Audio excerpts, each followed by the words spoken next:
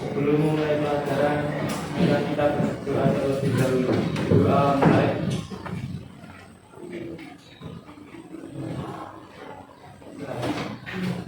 Assalamualaikum warahmatullahi wabarakatuh. Selamat pagi semuanya.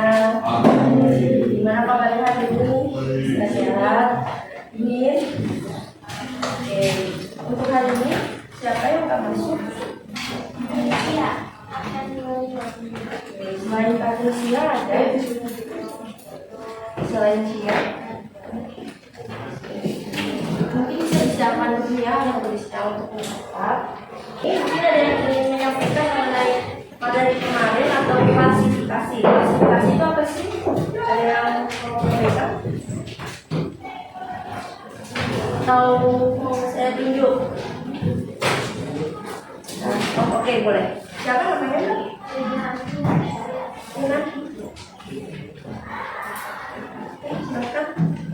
Klasifikasi makhluk hidup adalah pengelompokan makhluk hidup berdasarkan ciri-ciri tertentu yang dimilikinya. Oke. Benar ya jawabannya. Mengenai klasifikasi itu merupakan pengelompokan ciri-ciri pengelompokan makhluk hidup berdasarkan ciri-cirinya. Nah, untuk klasifikasi sendiri didasari oleh 4 dasar apa aja?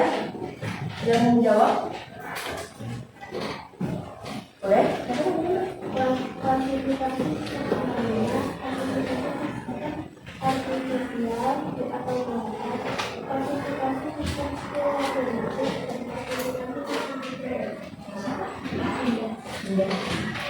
Oke, sesuai yang Mbak Dinda sampaikan, klasifikasi ada 4 ya teman-teman, ada alamiah, artifisial, filogenetik, dan juga modern.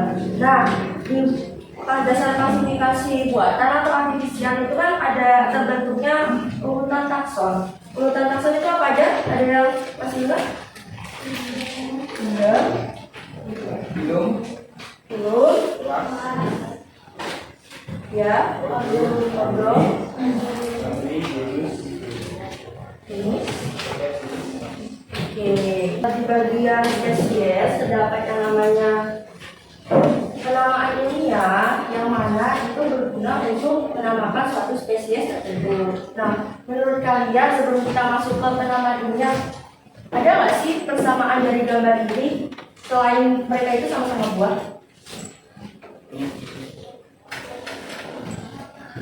Ada yang tahu? Ini mungkin fakta terbaru for your information di Indonesia sendiri, mereka itu mempunyai kesamaan teman-teman.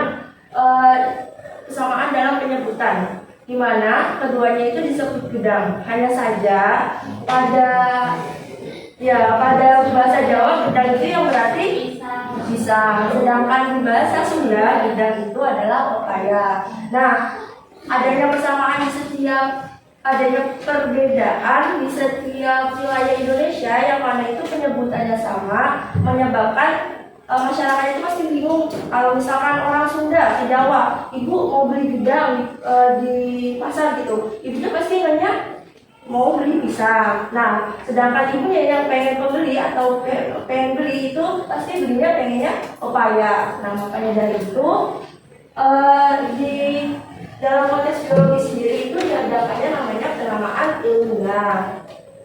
Tadi kan sama-sama gedang, tapi bendanya beda. Itu kenapa sih harus diberikan nama ilmiah? Memudahkan mengenal ciri-ciri hidup. Oke. hampir tepat ya. Untuk penamaan ilmiah sendiri itu berguna untuk mengenali spesies agar tidak terjadi kesalahan penyebutan. Contohnya tadi pada saat pada bidang itu yang mana dibedakan mereka penamaan ilmiahnya. Untuk pisangnya sendiri dinamakan Musa paradisia dan untuk pepaya dinamakan papaya spesies. Nah, dalam penamaan nama ilmiah sendiri atau binomial nomenklatur itu memiliki beberapa aturan, teman-teman. Yang pertama itu menggunakan bahasa Latin.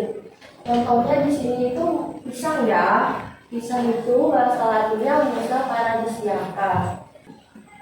Yang belakang kelihatan? Oke.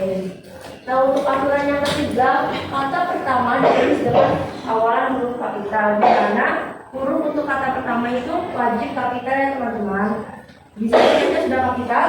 Ya.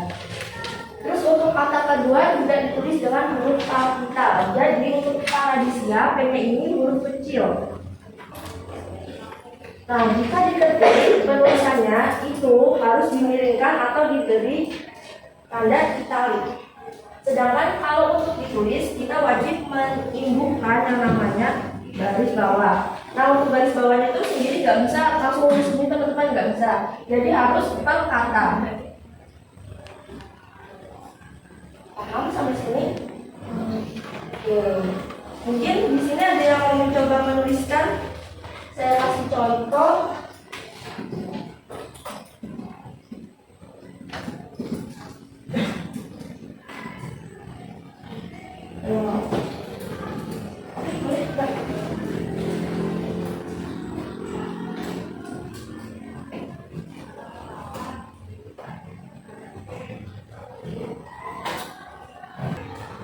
Sudah benar ya penulisannya.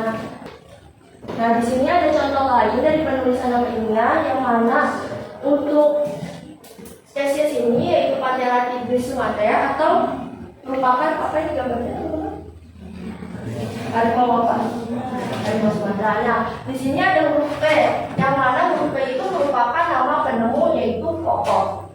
Jadi untuk nama penemu itu bisa dituliskan seperti ini atau disingkat seperti ini. Hanya saja untuk penulisan nama penemu itu tidak dimiringkan. Jadi untuk lebih memahami mengenai penamaan ilmiah sendiri, di sini ada contoh lain, di mana contohnya dari spesies kucing. Untuk nomor 1 penulisannya sepertinya apakah benar teman-teman? Seharusnya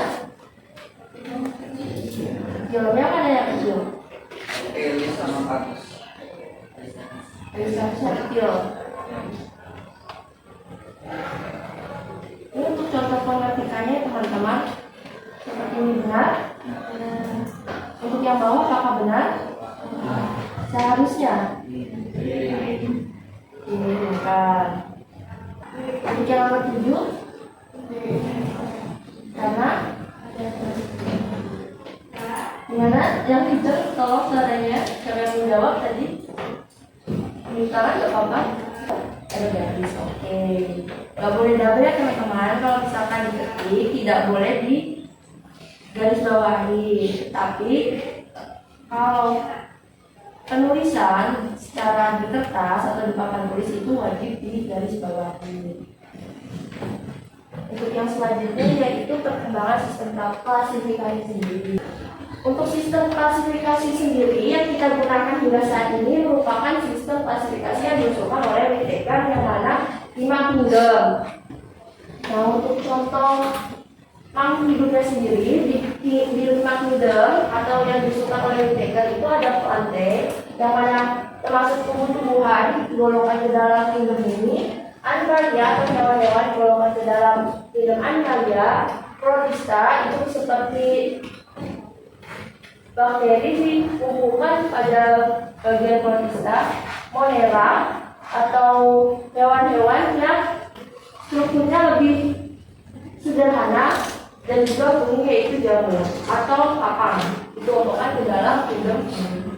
Mengenai sistem klasifikasi atau perkembangan sistem klasifikasi di sini ada sedikit kuis yang sudah saya kabari sebelumnya. Nah, untuk kita sendiri kasih sama kita berkelompok. Untuk kelompoknya